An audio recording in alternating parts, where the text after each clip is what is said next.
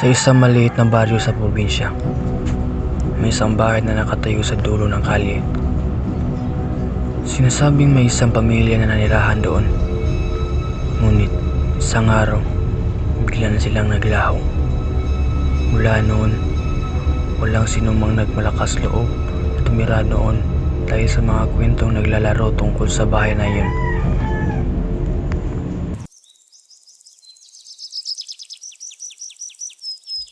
Si Lito, isang batang matapang at puno ng kuryosidad, ay nagdesisyong alamin kung ano nga ba ang meron sa loob ng bahay.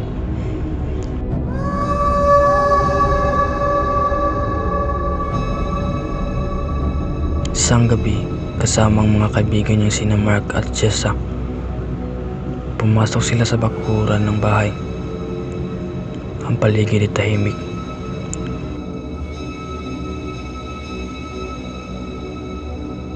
Ngunit tila ba'y may mga matang nagmamasid sa kanila.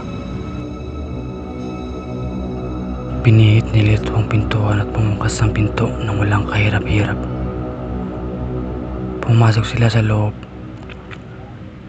at agad nilang napansin ang alikabok at ang sirang mga muebles. Habang nag-iikot, ramdam ni Lito ang biglang paglamig ng hangin. May narinig silang mga kaluskos mula sa itaas, kaya tinungon nila ang hagdanan. Sa pag-akyat nila, bawat hakbang ay parang may bigat na kasama. Pagdating nila sa itaas, nakita nila ang isang lumang kwarto na bagyang bukas ang pinto.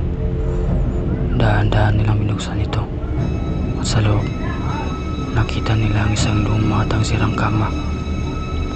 Sa tabi nito, may isang malaking salamin na tila ba'y sumisilip ang liwanag. Biglang may narinig silang boses mula sa salamin. Isang batang umiiyak. "Tulungan niyo ako," sabi ng boses.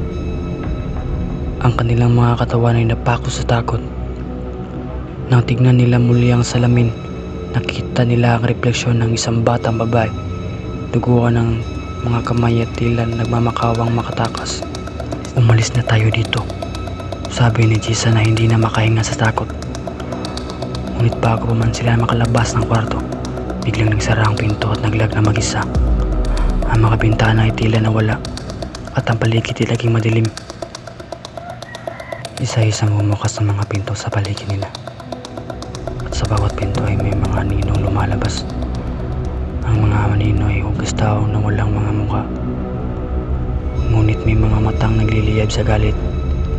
Sinubukan nilang buksan ang pinto, ngunit tila ba'y nakakatakot na pirsang umahadlang sa kanila. "Parusa ito," sabi ng isang anino. "Parusa sa mga sumira sa aming pamilya." Lumamod si Lito, umiyak at humingi ng tawad.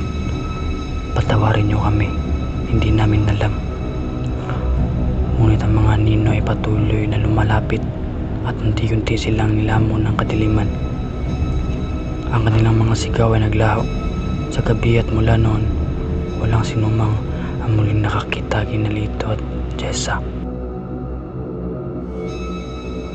Ang bahay sa dulo ng kalye ay muling naging tahimik.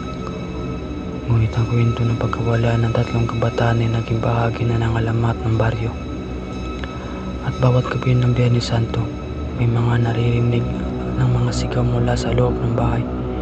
Mga kaluluwang, mga nawawalang bata na patuloy naglalakbay sa kadiliman.